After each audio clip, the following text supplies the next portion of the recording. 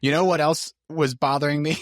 Because we import Jim's book into Google Docs, Google often tries to correct Jim's grammar. Yes. Both of us looking for the killer, both of us are looking for the killer. Like, shut up, Google. You're not a New York Times bestseller.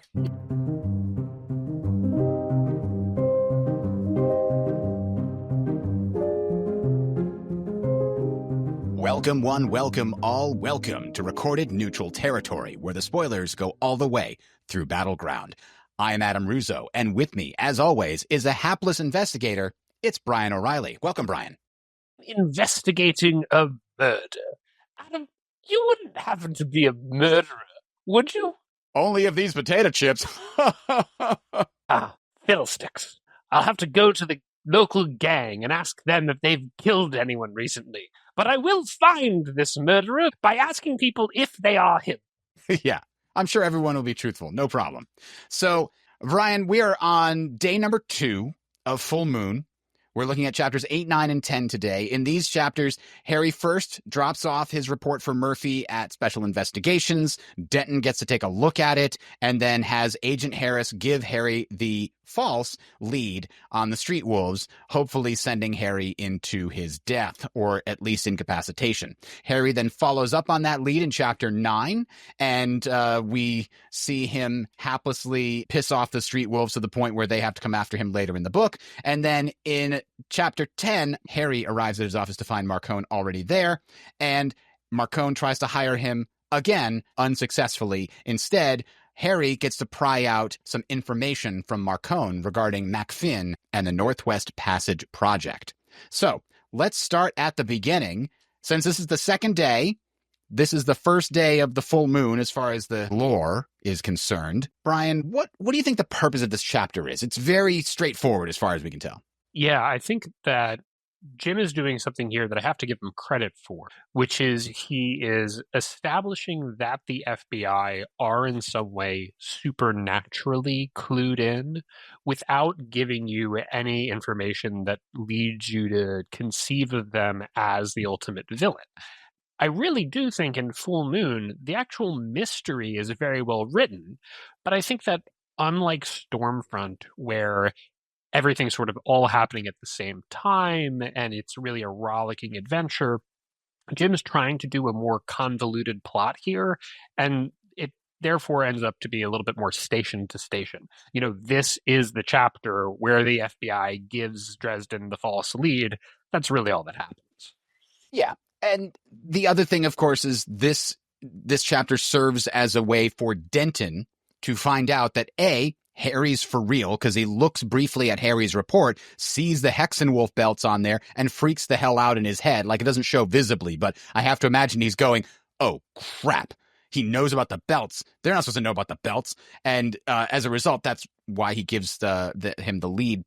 So it's a very matter-of-fact chapter, but I think it occurred to me while I was reading it this time that Denton is actually set up like he could be a Agent Tilly character. He could be like someone that actually helps Dresden, but up at the FBI level. That's a good distraction, because at that point, when you have a brand new character like this enters into a mystery story, you have to ask yourself, okay, are they the killer? But this is a good misdirection, I believe, because it is setting up Denton as, oh, maybe Denton is not the killer. He's the potential ally, because sometimes you get a potential ally added in the suspect list.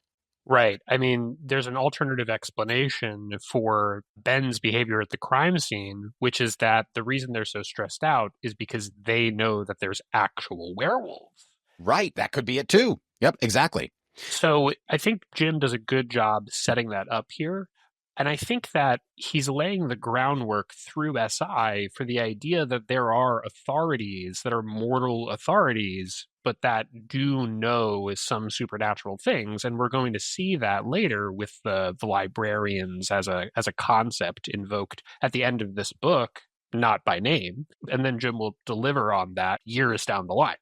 Okay, so one other thing that I wanted to bring up before we leave this chapter, as we said, it's pretty straightforward. When Agent Harris catches up with Harry and gives him the information about the street wolves, one of the things he said is, quote, "Oh God, Denton would kill me if he found out. He doesn't like it when someone breaks the rules," unquote. And it occurs to me This is the guy who decided to throw out the rule book and just murder bad guys. So, is Agent Harris a really good actor, or is there some cognitive dissonance going on here where you have a by-the-book FBI agent who also is like, yeah, but the book doesn't work sometimes, so we got to go vigilante?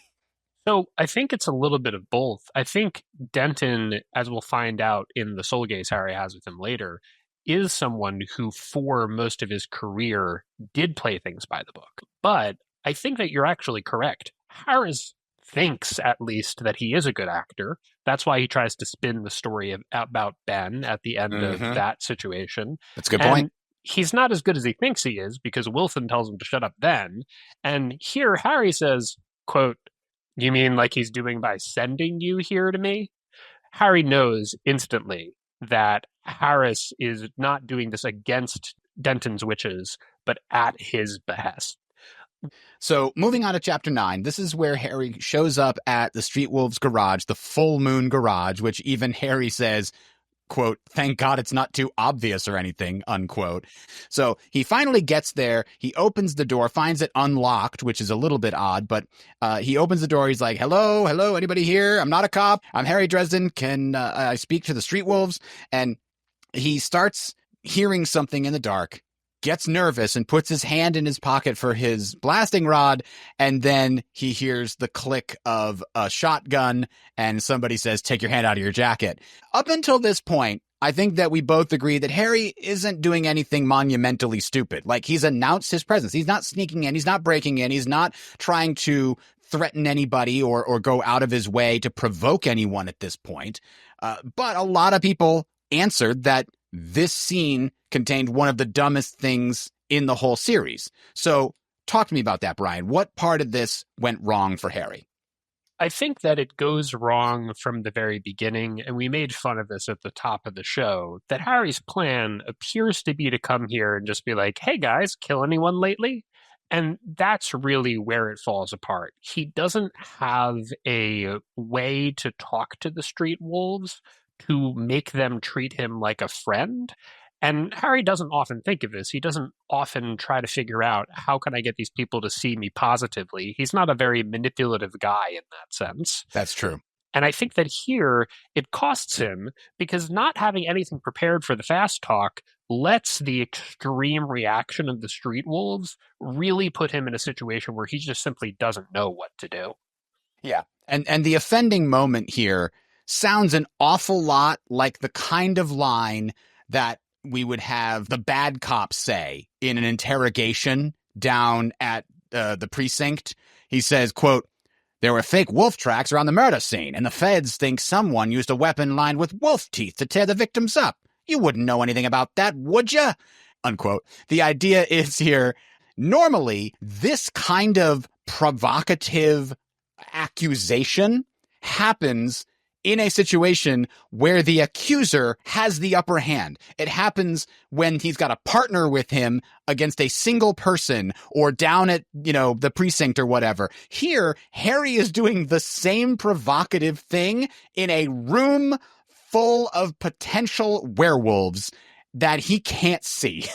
And that, I think, is what people identify as the really, really bad move, because right after that, someone starts chanting, "Kill him." Yeah, and the crazy thing here is that there's one of two possibilities with the street wolves. Either one, they're a gang. So you're going to come in and accuse this gang of committing a murder they didn't commit. How is that going to be productive? Are they going to give you any information? Or two, they're a bunch of serial killers. In which case, definitely don't do it like this. It's the same thing as the department store with the alphas all over again. He's like, "Oh, this is a bad idea." And then he goes in, and if that had been the actual killers, he would have been dead then. This is another moment where he almost dies now, and I think if they had been the actual killers, Parker would not have held them back. He would have helped them kill Harry right there, right then, because if Harry's suspecting them, then they don't want him telling anybody about that suspicion. So this is a situation where the only reason, again, that Harry gets out alive is because he didn't find the killers. And moreover, he like you said, barely gets out alive because the first thing he has to do is deflect a shotgun blast. And then the only reason that doesn't get more desperate is because Parker restrains the gang from killing him in public on the street outside. Right. Now, one thing that always bugged me, one question I always had when reading this scene, it's clear that these are lycanthropes. And as we learned in the last episode when Bob was giving the whole rundown, these are vanilla people. They cannot turn into wolves of any kind. Instead, they have a sort of channel to a spirit of bestial rage that they can call upon that gives them extra strength, healing, endurance, senses, in similar to the way that a white court vampire can call upon his or her demon in order to get those same kinds of things, right? It's very similar, in fact. But it seems clear here that the influence of that spirit is controlling them to at least some degree. So my question for you, Brian, are they always like this? Or is this something to do with the full moon? Why can't they control themselves? So I think there's a lot of possible options. They know Dresden's a wizard the second he walks in. And I think in general, when clued in supernatural people are confronted with a wizard who is behaving antagonistically towards them, they immediately go into fight or flight mode because everybody knows that wizards can blow the whole damn building up. So I think that's a huge part of it. They're giving in to the grip of the rage spirit as part of the fight or flight response, provoked basically by Harry's mere presence. Okay. Yep, I could see that. I believe this is exacerbated by the fact that they've got the spirit of bestial rage inside their head, and I think it's pushing them to be more territorial than they otherwise would be. They're getting pushed to the limit in the same way that the Winter Night mantle is pushing Harry's territoriality later in the series. Yeah, and I think it might even go beyond that. Because I think when Dresden starts talking about somebody used a weapon made of wolf teeth to kill them, would you know anything about that? This is another one of those, a wizard should know better moments, because they assume that Dresden should know they're not the killers. They actually are not. They are actually innocent. So what does this sound like? This sounds like one of those Warden frame up, the only trial is going to be 15 minutes and then off with your head situations. They feel like Harry's accusation here isn't just him fishing, it's him trying to put it on them. And that's what makes them think, we can't let this guy leave. I could definitely see that.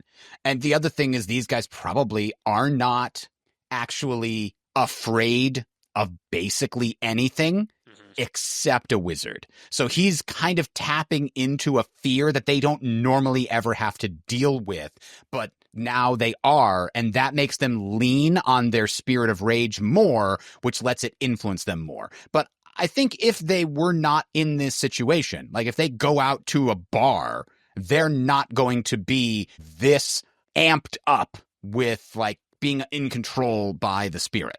Yeah, I mean, presumably if a mortal cop walked in and had basically the same notion, they'd be able to restrain themselves from killing the cop.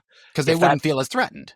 And also because if that had happened in the past, and listen, people have questioned the biker gang in the past about crimes that have gone down, then they wouldn't be staying at this garage anymore. They would have had to flee. They can't have Chicago PD come down on them. And they know Harry works with the cops, so it's not a particularly different calculus. It's just the fact that he's a wizard makes them act more in tune with the animal rage than with the, higher level thinking. And we actually get a pretty good picture of the extent to which their rage is influencing them, because Dresden soul gazes Parker, the leader, as he's leaving. And I think that's very illustrative of, one, who these people are, and two, why this was a bad idea. Absolutely. Let's look at that soul gaze. It goes like this, quote, "Fury overwhelmed me. Naked lust for meat, for the hunt. I needed to run, to kill. I was invincible, unstoppable. I could feel the power in my arms and hands, feel the raw energy of the wild coursing through me, sharpening my senses to animal keenness. I felt his emotions like they were my own. Fury beneath rigid control, the ocean beating at a tide wall. The fury was directed at me, Dresden, at the man who had invaded his territory, challenged his authority, and driven his people out of control, endangering them. I saw that he was the leader of the lycanthropes called the street wolves, men and women with the minds and souls of beasts, and that he was aging, not as strong as he'd once been. Others, like the woman earlier, were beginning to challenge his authority. Tonight's events might tear him from leadership, and he would never live through it. If Parker was to live, I had to die. He had to kill me, pure and simple, and he had to do it alone to prove his strength to the pack. That was the only thing that kept him from coming at my throat that very second. Worse, he didn't know a damn thing about last month's killings. Unquote. This is a group of people who not only are willing to kill Dresden, but who feel a compulsion to use death, to use murder, as a way of maintaining their social hierarchy. This is like our cartel more than a normal biker gang. Yeah, absolutely. And as we saw right in the middle of that quote, he talked about the man who had invaded his territory, being Dresden, and challenged his authority. Those elements to me kind of sounded a lot like the way the Winter Mantle works on Harry. So that's kind of where I got that idea. That seems to be my best evidence for that. Okay, so after this, Harry is worried, right? He jumps in the beetle and gets away. He uses his force ring to get out and then gets in the beetle. He then broods for a while. Wizards are great at brooding. He's wondering, like, okay, they're definitely going to come after me. I saw in Parker's mind, he thinks he has to kill me or he's going to die, so I have to be able to deal with that. Can I kill him if it comes to that? And he then says this, quote, Parker and his lycanthropes weren't human. The first law of magic, thou shalt not kill, wouldn't necessarily apply to them. Legally, I might be able to make a case for the use of lethal magic to the White Council, unquote. This is interesting because it does seem to me the way that Bob described them and the way that we see them, they do seem like mortals. It does seem like the first law of magic should apply to them. What do you think, Brian? So I think that your comparison to a White Court vampire's demon was actually very illustrative here. I think Bob knows what a lycanthrope is by reputation, by academic literature, but the insight Harry's gotten from this soul gaze has demonstrated to him that the relationship between the lycanthrope and their rage spirit is more akin to that relationship that classifies a White Court vampire as someone who you can kill using magic. So since that is how Harry's perceiving these people, he thinks that legally, in terms of the way the laws of magic are actually adjudicated at the White Council level, he can sort of use the White Court vampire precedent, the precedent of other beings like that, maybe ghouls or something, as an excuse for why killing with magic here was acceptable. Now, he's not even sure about that, but I don't think this is something where Harry's saying they're not human in the sense of they're primarily supernatural creatures. I think he's saying it in the sense of they are inhuman enough to legally qualify as able to be killed with magic. Okay, I want to see that courtroom drama play out. I want to see Butcher interrogate the idea of how inhuman do you have to be for the first law to stop protecting you.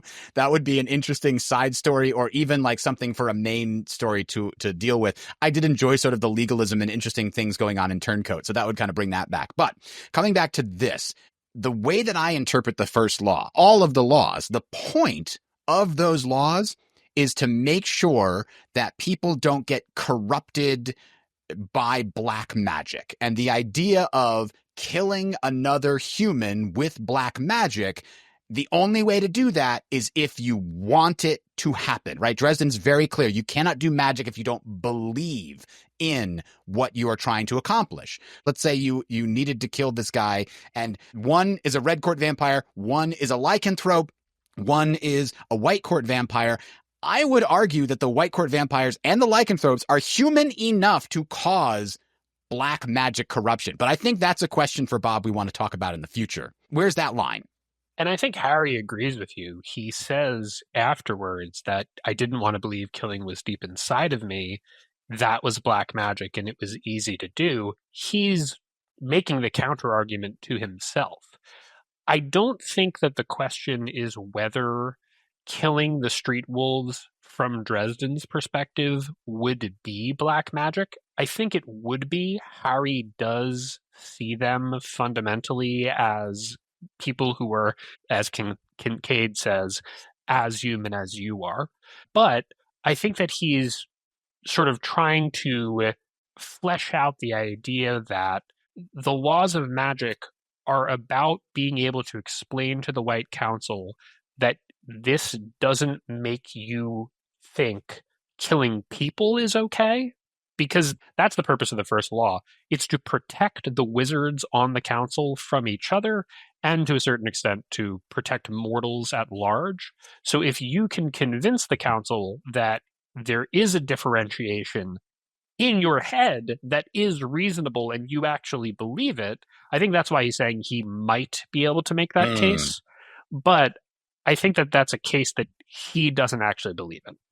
All right. So we talked a little bit about the fact that the way that he approaches this is obviously dumb. In retrospect, he says it's dumb in this chapter.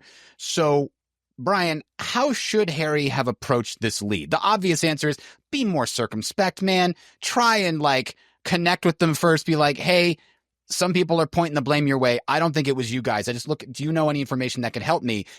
Be a little bit cagey about it. Maybe that's the first step. Yeah, Harry is not particularly good at just trying to get people on his side. We're going to see this in the Marcone chapter, even when it might be to his advantage to deal with an antagonist in a manner that is at first friendly. Irish diplomacy. Tell a man to go to hell, but make him look forward to the trip. Harry is terrible at that. I think, though, the bigger issue is that he just doesn't have any plan at all. And the reason he doesn't have any plan is because he has no idea what he's getting into with these people. He knows absolutely nothing about them, and he has no knowledge of if they're going to even be at the garage or how many of them they're going to be. Or how violent they are.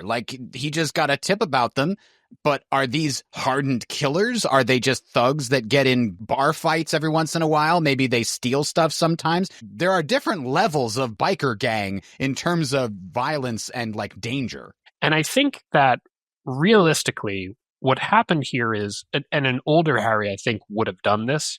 He needed to talk to SI, to Stallings, to Rollins, to Murphy, about these guys. What do you guys know about them? What do the cops know about them? Have you heard of these people? Where can I find them? Where's a good place to approach them? That's information that the police presumably know, because presumably they have interacted with them. And why doesn't he do that? Well, because Murphy's in her office meeting with this IA person, and he can't talk to her right now. What Dresden needed to do was nothing. He needed to wait or find someone else like Carmichael who he could have this conversation with. But since that option is not immediately available to him, he jumps into the Dresden, well, don't let moss grow under your feet mode.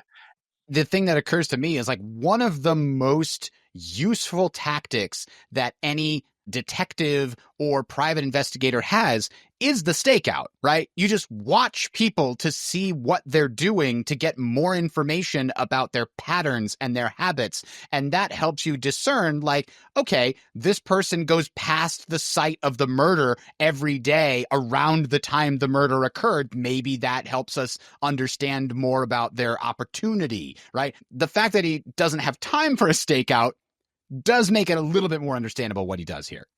I think that there's other options. I mean, he's about to talk to Marcone in the next scene, and he could have also asked the criminal element in Chicago about the street wolves. We don't think he has a lot of contacts in that direction, but presumably he could put some feelers out, especially because now a bunch of people do think he's working with Marcone, right. So he might be able to lean on that to get some information. He even tried to use that reputation here, and Parker calls him out on it. You're right. I think the problem with that argument about, oh yeah, he should have talked to Marcone or some other criminal element to get information, that might work because he does kind of do that later. I think the problem here is that Harry does not want to owe anything to Marcone. He doesn't want to owe anything to criminals. He does not want that connection. He already doesn't like that there's a connection there. He does not want to make it worse. So while that might be a possible solution, it's not one that this version of Harry would ever use.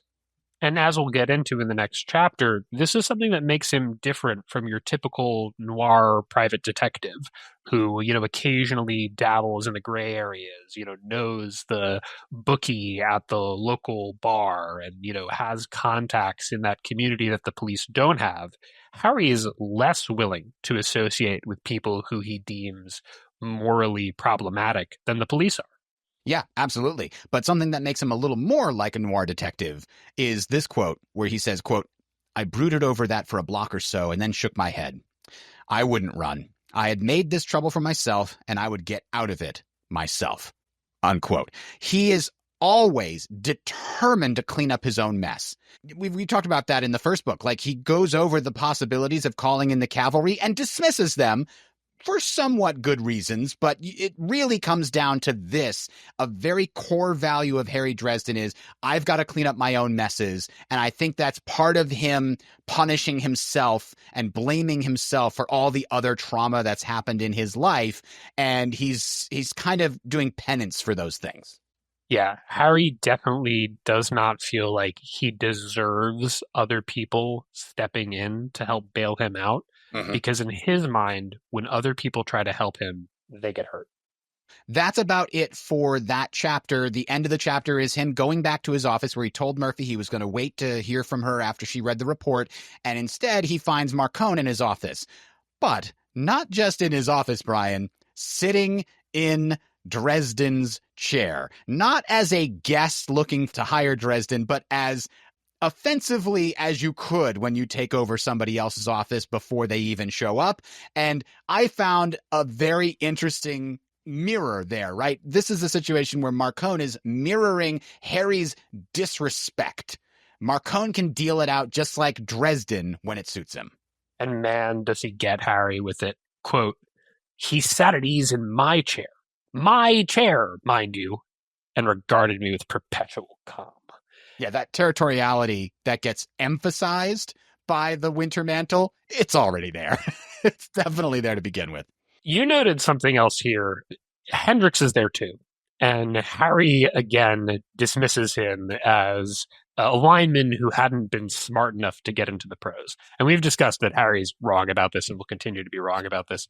The funny thing for me is, because I've been reading ahead in the series as we're getting prepared to do the future books, Harry will make jokes about he not looking that smart in the future. He will say to people like Aurora, "It's not your fault. I don't even look that smart." And he never really thinks about applying this to someone like Hendricks. It's just an interesting duality. He relies on people underestimating him a lot in the series. And you're right, he does not conceive that Hendricks might be doing the same thing. And we made this point last time. Harry should at least have figured out Marcone doesn't keep a right-hand man in that position for a decade who isn't able to think on his feet. And like Marcone out of, yes, a generic mobster would want like your biggest, toughest guy as your enforcer, and you'd want him to be somebody who just takes orders and doesn't think. But that's not Marcone. If you really knew who Marcone was, which you should, Mr. Dresden, because you soul-gazed him, you should know that Marcone wants competence in addition to just physical prowess. So Harry starts off this conversation already upset. And that tone of annoyance at Marcone really quickly snowballs into hostility. And it's interesting because Harry has said already in this book, and said at the end of Stormfront, that he didn't deny the rumors that Marcone put him up to taking out cells. But then, when he's in Marcone's face, he can't keep that level of diplomatic calculation.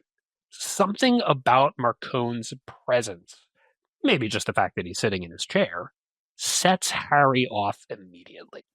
Yeah, absolutely. And at the end of this chapter, Harry is basically shaking with anger, and he's surprised at how angry he feels at Marcone. So, Brian, why is Harry this angry at Marcone at this moment? I think Marcone challenges Harry's notion that there are good guys and bad guys, and he's one of the good guys, which means that the bad guys are people who he doesn't associate with and who aren't on his team. As we asked in one of our first episodes, there's an argument that Marcone is good for Chicago. And Harry throws that argument in Marcone's face in this chapter. But I think that Marcone's civility, his calm, the fact that he tries to negotiate things out with Dresden despite the hostility that Dresden throws at him, really unsettles Harry. You're a bad guy, Marcone. You need to act like it. Stop being so damn congenial and civil and rational. Yeah, that sounds right. That really does. And specifically, later on, he even says, I wanted to hate the man, but disgust, maybe anger, was as far as I could go, unquote. So that really goes to what you're saying. Like, you're absolutely right. Marcone does not fit the villain profile that Dresden wants to put him in. And every time he does do something that makes him seem more human, it makes it harder for Dresden to hate him, which is what he wants to do. But when he seems human, which in this chapter, he's here because he's scared. He needs Dresden's help. And we know that that is Dresden's kryptonite. When somebody else is earnestly asking for his help, it's the one button they can push to always get him to behave the way they want him to behave. Now, somebody asking for his help in a dishonest way, he's going to see right through and say, get the heck out of here. But he sees it here, and he accepts it, and it makes Marcone seem more human to him, and he can't just put him in that villain bracket that you're talking about, the way that he will with Nicodemus, for example. Yeah, and I think another part of it is that Harry also knows that he himself does bad things. He destroys property. He has put innocent people in danger, accidentally, of course, but he has done it. Harry creates situations that create danger for other mortals when he's dealing with his business, his self-appointed business as the supernatural sheriff of Chicago.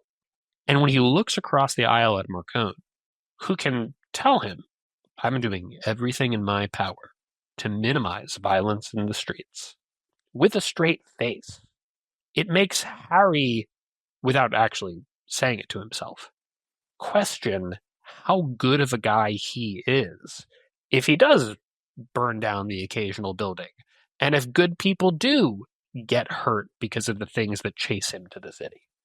Yeah, and I would want to point out, because it does say in the text, Harry tries to answer this question of why he's so angry. He said, I hadn't realized how much it had sickened me to have my name associated with his, unquote. Now, I want to take that a step further. It's not just that Harry is angry that his name is associated with Marcone's, because that's been the case for a couple of months.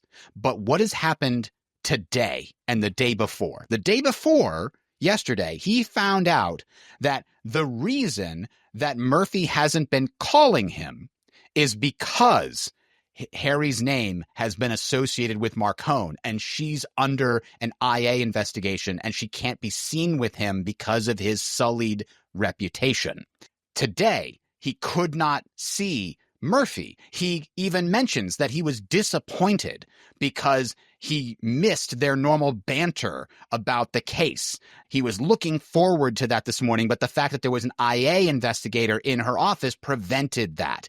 And what does he blame all of this on? He blames it all on Marcone. So whether you are on the camp that he's already kind of infatuated with her romantically at this point, I think we can at least agree that she is one of his very few actual friends that he has any kind of relationship with, and he wants to be more social and he misses her friendship at the very least. And he's subconsciously blaming that on Marcone because he just found out that that is what's been keeping him from his friend.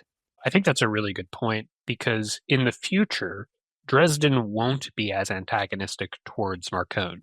Now, other things happen between them in the intervening time. You know, at the end of this book, Marcone is instrumental in Harry's survival. But I think you make a good point. There's something else emotionally bugging him that's not something that's happening in every book that he can't really access here. I think that's a really good identification of a feeling that Harry can't even admit to himself. Yeah, and I would love to know that that was Jim's intention all along in what's going on here. Maybe we're just reading something into the page that wasn't something that Jim intended there. But you know what? It's not always about what the author's intent was. I think that fits really well with the rest of the series and Dresden's character.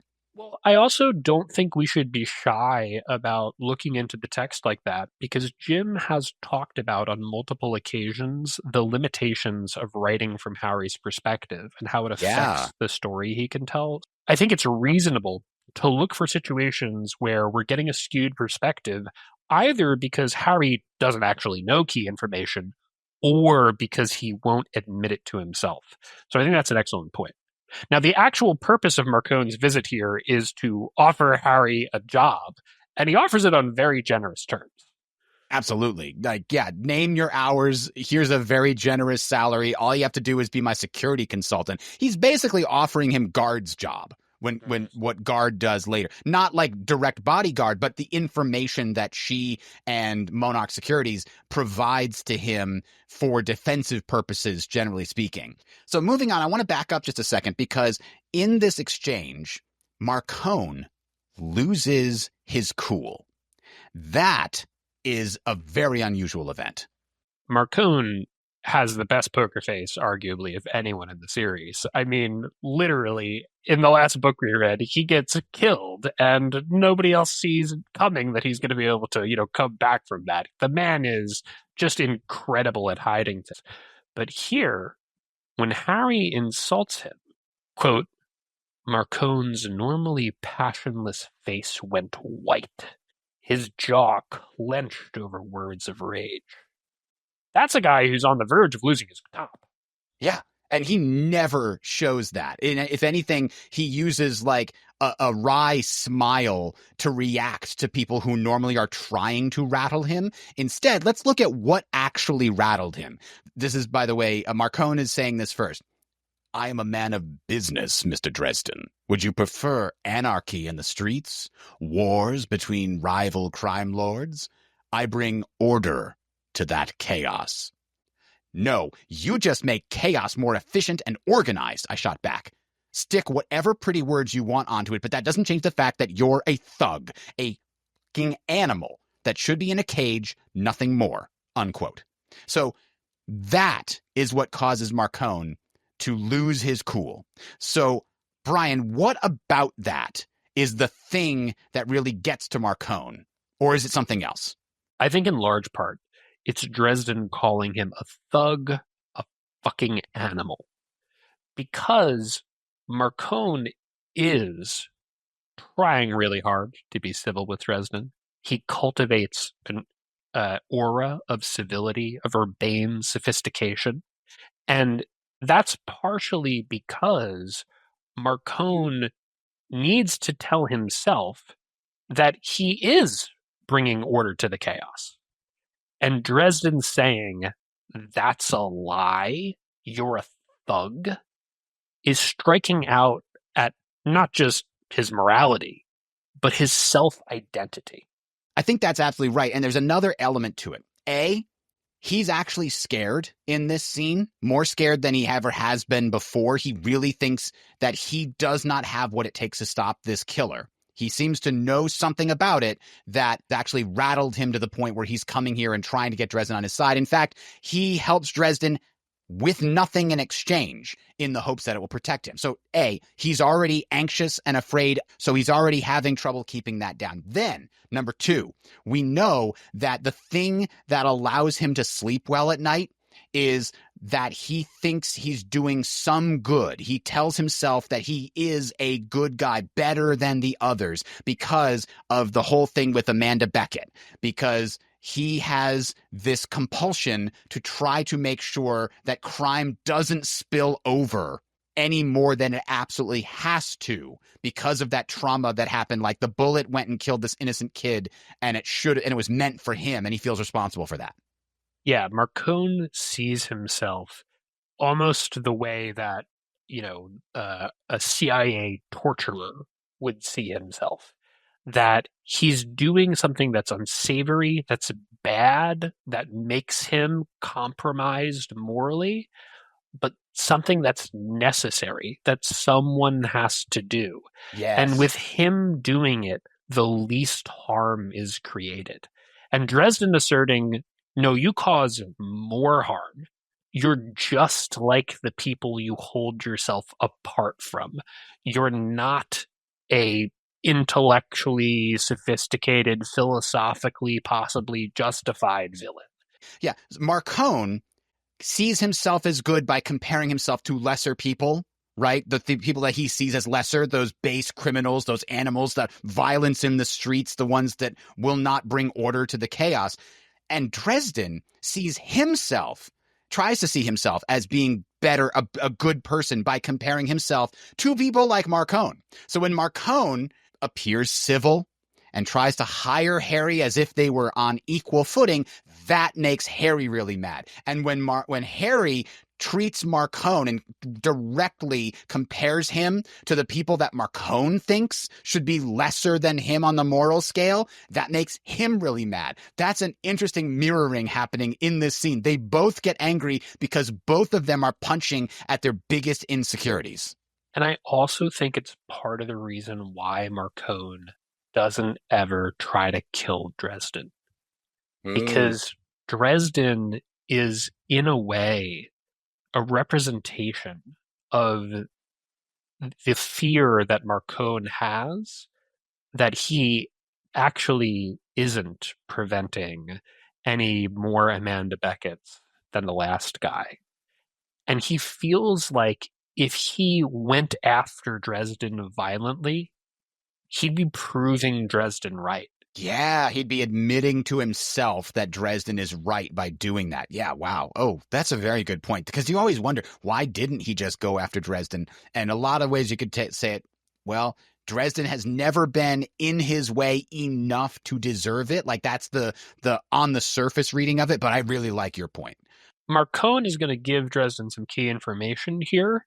As you said, even though Dresden does not agree to his offer, that Harley MacFinn is someone that Dresden has to look into about the Northwest Passage project.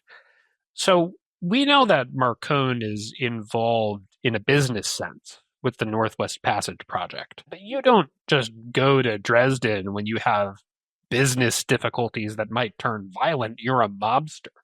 So why does Marcone already think he's got to bring Dresden in and think that he has to bring him in with regards to the Northwest Passage project? Yeah, that's a very good question, because we talked about it.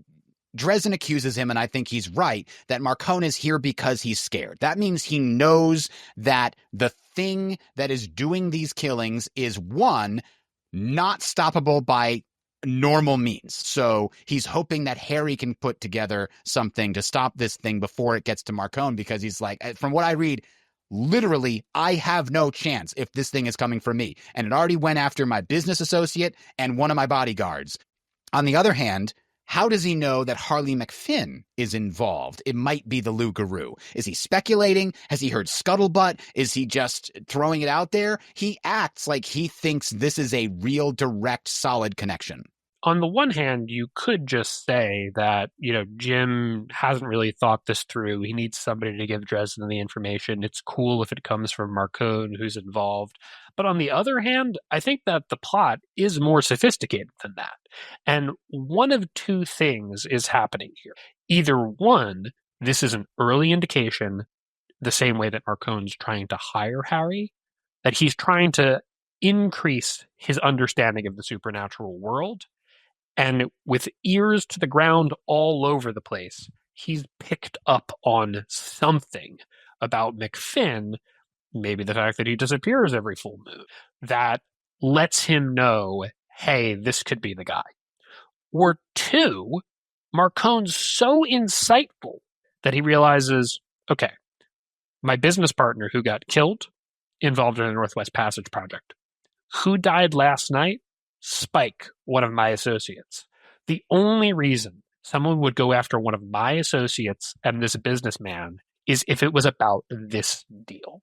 Either way, Marcone is a very resourceful, very intelligent character, and that's why he's coming to this conclusion. We just don't actually have insight into which of those options it is. Okay, a couple more points we want to make here before we end out this chapter. Number one, Harry has already gotten better at speaking insolence to power. We saw in the very first meeting with Marcone, okay, maybe he was unprepared, but he sounded, well, he was trying to threaten Marcone, and he sounded like a guy trying to threaten someone, not somebody actually threatening, but just someone that was trying to pretend to be threatening. Somebody was learning the trade. But in this one, he speaks confidently. He just shuts him down. He says, no, I'm not taking your deal. Get out of my office. Leave. And then when Marcone finally presents the deal, he says, do you think I'm an idiot? I'm not signing this. This is dumb. And then he says, no, here's what you're going to do. You're going to give me the information because I know you're afraid. So you're going to give the information and I'm going to figure it out. You're going to leave right now and I'm going to owe you nothing. That confident Dresden who's ready to just throw that kind of disrespect and insolence into the face of a villain is the one we've come to know and love. He's here already. Yeah, and there's a couple reasons why I think we can speculate that this goes so differently. It's not just a matter of the immediate circumstances. Harry's met Marcone before. It's also a matter of, as we said in Stormfront, at the end of that book, Harry takes a level up mentally in terms of his confidence in his own abilities and in the fact that he's a wizard, damn it. And what's happened to Harry today? Somebody's already tried to kill him. Harry's not scared. He's already got death hanging over his head in an immediate sense. He's just kind of unable to really conceive of what I do here will make things worse for me. Now, it sort of does. It ends up saving him, but it sort of does because it gets Marcone involved in trying to get leverage over Harry. But Dresden just can't even worry about Marcone's reaction because he's already sort of feeling like he's got nothing left to lose. That's true. The more the books go on, the more Marcone is mad at me seems like such a small concern. By the time you're dealing with a Titan, Marcone being mad at you seems like such a petty thing until Marcone gets thrown at Namshiel, and then it becomes a lot less petty. So the last thing I wanted to point out with regards to this point is the difference between this and the first meeting he has with Marcone in Stormfront is in that meeting in Stormfront, A, he had just come from a brutal murder scene that had shaken him pretty badly. B, he was afraid. He was clearly shaking with fear in that scene right after he met with Marcone. In this one, instead, he's shaking with anger. And we know that Harry is one of those people that under pressure gets more competent, more clear-headed. He performs better under that kind of pressure. Yeah, when Harry's angry, he's still self-possessed. When he's afraid, he loses that to a certain extent. The last thing to mention, Brian, is Harry has this one quote to the end that I thought was very interesting. Let me ask you what your opinion of it is. Quote, "As a wizard, I take the unknown and I turn it into something that can be measured. I take that cloak of terror off of things, make people able somehow to deal with them." Unquote. I really like this. I think it's relevant to the series in a few ways. But the thing that struck me immediately is that's what a scientist does. Probes the darkness, shows you, no, it's not a monster under the bed. No, lightning is not a god trying to smite you. It's a natural reaction of the elements. And that's why Dresden in the early books often has unflattering things to say about the 21st century's scientific mindset. It's not because he thinks that what scientists do is stupid or limited or fundamentally wrong. It's that he feels like he's doing the same thing all the time, but he's looked at like a kook. And he resents the fact that scientific credence is not applied to the things that he deals with, even though he knows they're just as real as, lightning strikes. Yeah, absolutely. That's very interesting because you thought scientists, I thought, hey, this is what a good cop does. A good investigator takes the unknown and turns it into something they can measure. The cloak of terror off of things and makes people able to deal with them.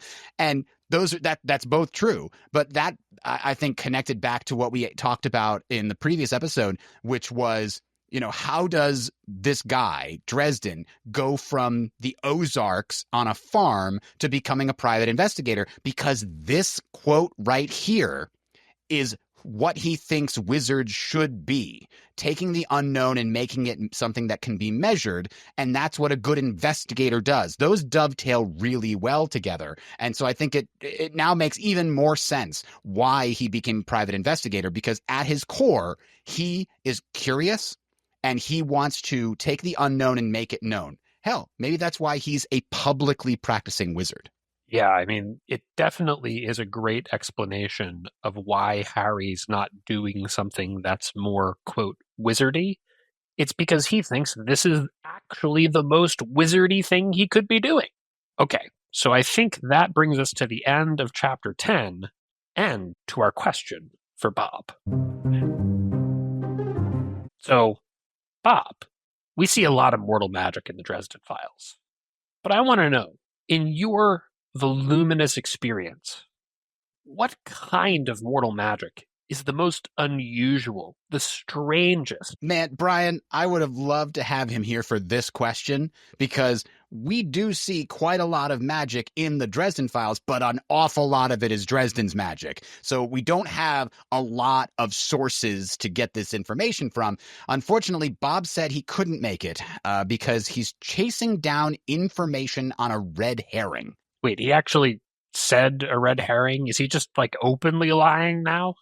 No, it's something to do with the Fomor, some kind of new spy fish that they have. I don't know. I didn't ask too many questions. Okay. I guess it's up to us. Now, we had a lot of good answers from this on the Reddit. And by the way, I don't know if I've mentioned this before. You don't have to answer in the subreddit. If you don't use Reddit, you can send us an email if you have any answers to these questions, mac@rnt.fm. So what mortal magic is the most unusual relative to the rest? And there were a lot of good answers. My first answer, however, one that I did not see mentioned, is intellectus. Most of the magic that we've seen involves moving energy around. Fire magic, ice magic, air magic, force magic. It's all moving energy around in one way or another. But this magic, intellectus, is somehow generating a massive database of information on the fly, or consulting one that is updated instantaneously. He knows exactly how many bees there are, how many anthills, exactly where every tree branch is. All of that information is somehow magically stored and recalled instantaneously whenever he needs it. And that is very unusual compared to everything else that we've seen. Yeah, I mean, I think that's one where the quantum entanglement physicists would have a field day figuring out how intellectus works. Right. There's another example of it, though, and this one is explicitly mortal magic. The archive has intellectus over everything that's ever been written down. Yeah. And we know that was set up by mortals back in the day. The archive is crazy and is totally different from, even just in terms of power, anything we've seen from the senior council. Yeah, absolutely. I'm surprised. That's a really good point. Nobody said archive. I know that you had an interesting conversation about another option in the Reddit. What is your particular answer to this question?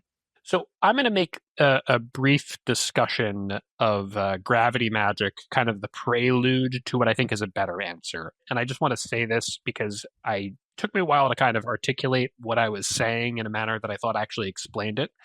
the way that Dresden manipulates elements is pretty consistent in terms of those elements following physical laws that are based on the science we understand today. The way he moves around fire, the way he uses ice, all that stuff fits with sort of how science expects you to do it. It follows the laws of thermodynamics. It sounds intuitive, yeah. Right.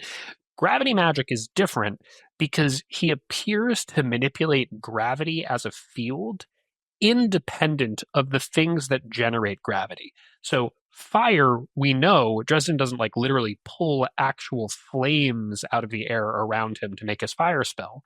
He pulls heat, and that heat generates fire. The thing that generates gravity is mass.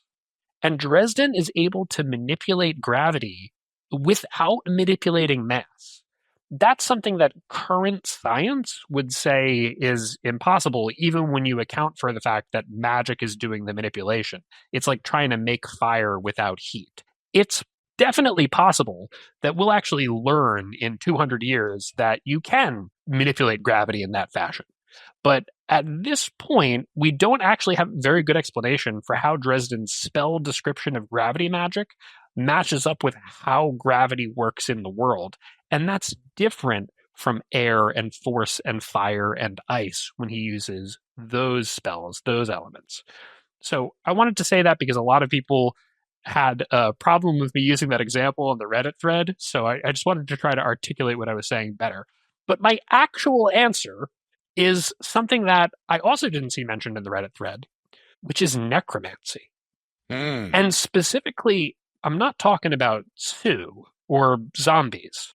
I'm talking about what Kumori does to that guy that Lamar and the other EMT pick up in Deadbeat when they use magic not to heal him, but just to not let him die. That's crazy. That's like pure manipulation of what we would think of almost as divine providence, like the angel of death in Ghost Story. Kumori's holding an angel at bay in that sense. That is really mind-blowing to me. Yeah, I mean, even zombies, like, trying to explain that scientifically doesn't make like, I guess you have like an ether connecting the cells that don't do anything anymore. They're powering them back up, but they've been decayed, like a black court vampire that's like a desiccated corpse does not have muscles that can possibly move anything anymore. So is it like kinetic magic that's moving their muscles at that point? I don't know, but that's beyond mortal magic. So necromancy is a good answer. The other ones that we got: Hospital Fox, Dresden the Shade, and Thacker 815 all answered Merlin's work on Demon Reach, which is a really good answer. That seems like, I think it's kind of described as simple magic, but stacked on top of itself so many times that it does impossible things. Yeah, in the story, that is the answer. Bob can't make heads or tails of it, and he understands everything else that we've talked about. So in story, this is definitely the answer. Now, it probably has to do with Merlin doing things in multiple times, but even the fact that through basically uncountable sunrises, it has apparently not decayed in the slightest is truly a puzzle that I don't think we've gotten all the answers to. Yeah, I think it's implied that it's taking the energy from the beings, it's using them as an energy source to both contain them and keep the prison itself running over time, which that seems like the real trick, right? Where these things are, like, some of them are divine beings. We know there's a Nagloshi in there. Like, they are their own power source that it's somehow able to extract stuff from. We're definitely going to have a whole episode where we talk about Demon Reach when we get there. But for now, let's move on to Hospitable Fox. Brian suggested River Shoulders magic is the same as wizard magic. And I think that the forest people have been referred to as mortals in the past in at least one of the books. Why don't you talk to us about what Hospital Fox said?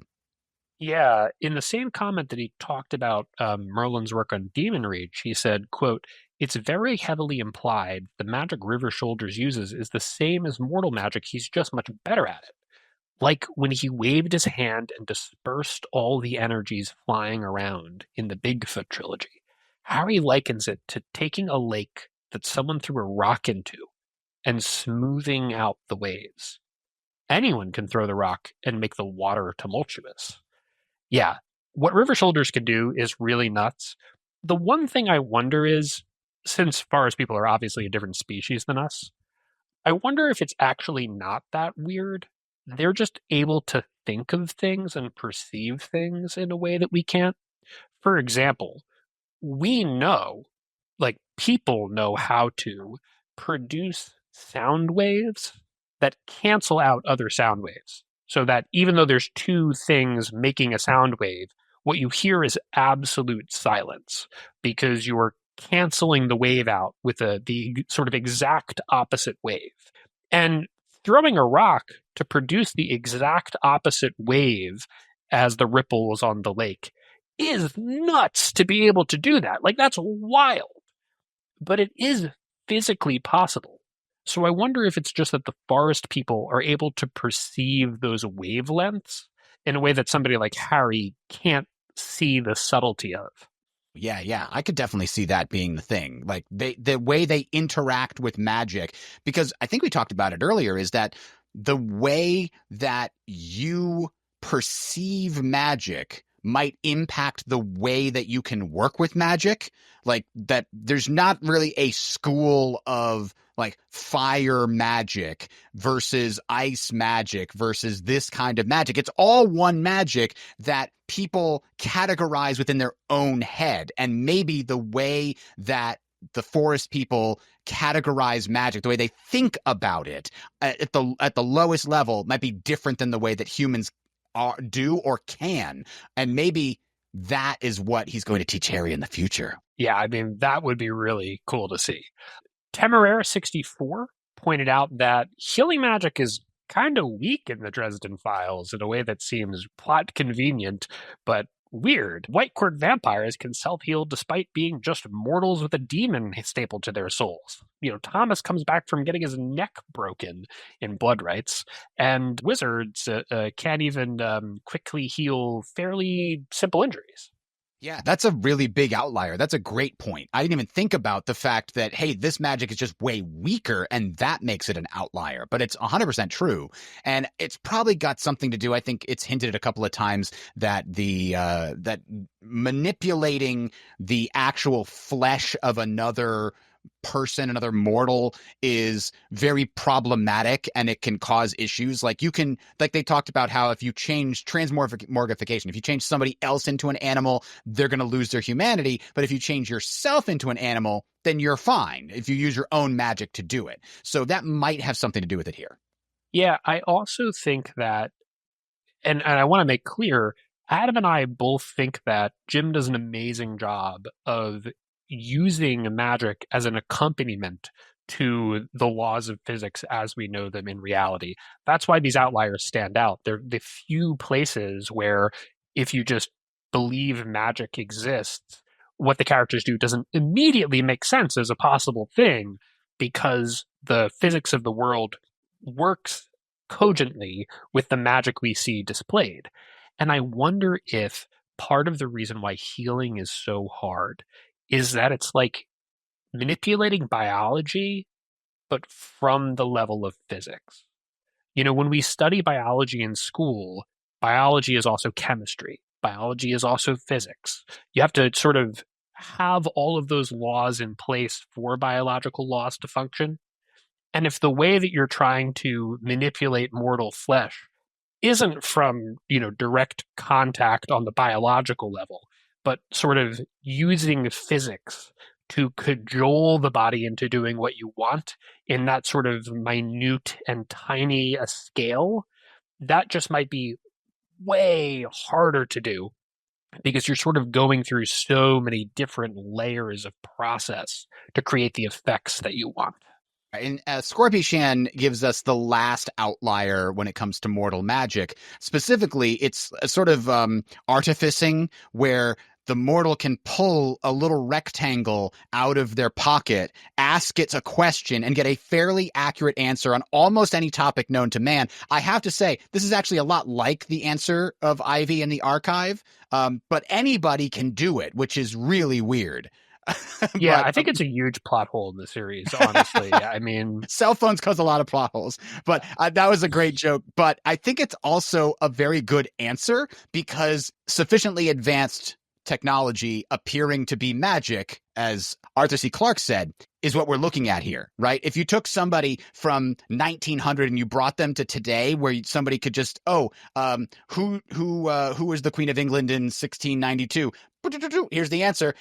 That would amaze them if you could just have all that information at the tip of your fingertips. And everything else that mortals can do in the last 20 to 30 years must seem like their own version of magic to the supernatural world. yeah, I mean, as I said in the thread, in a world where LiDAR exists, right? Like, is anything a wizard does actually unbelievable? Right? The way technology has advanced, I think, makes it more possible to view the magic in the story as reasonable. And the closest analog, of course, if you ask a wizard from 1900, they would say, well, of course you can do that. I've got 3 different demons that can give me that kind of information. You just call them up. And of course, the cost there is usually a lot more than $40 a month is the problem. All right. So I think that's going to close out our question for Bob here. But Brian, we've got a really good question next week. Speaking of demons being called up from below. So next week, we're going to be doing the chapter where we meet Sean Zagoroth. And our question is, who did kill Harry's parents and why? Obviously, we find out later that Lord Wraith was involved in the death of Maggie Sr., but why do you have to kill her? What is it that she did or knows that got her a spot on his hit list and not just, a contact deleted from his phone? Yeah, I mean, he's super old at this point. I think it's implied that he's like 1,000 years old or something. He has to know that killing wizards is a dangerous business. He knows that death curses exist. And in fact, he winds up being the target of one, and yet he tries to do it anyway. He must have a really good reason beyond just being a jilted lover. That's my impression anyway. Yeah, totally agree. And we'll be interested to see what our listeners come up with. So go ahead and send us your answers. Either hop on Reddit when you hear this episode and let us know, or send us an email, mac@rnt.fm. Thanks for listening. Please direct any questions or topic suggestions to mac@rnt.fm. That's MAC@rnt.fm. Recorded Neutral Territory is licensed under Creative Commons Attribution Non-Commercial 4.0.